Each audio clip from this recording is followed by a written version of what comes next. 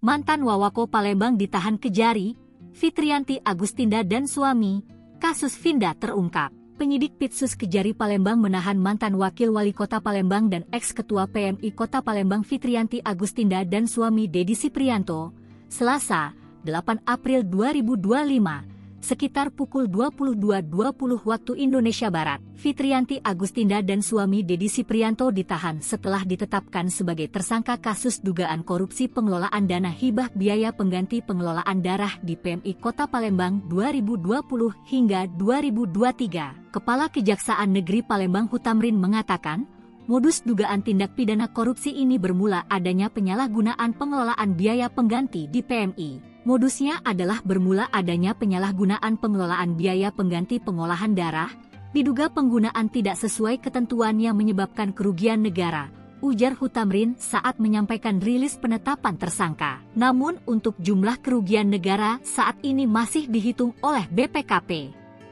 Berapa besar jumlah kerugian negara masih perhitungan BPKP, katanya. Kedua tersangka dijerat pasal 2 dan pasal 3 Jo pasal 18 UU nomor 31 tahun 1999.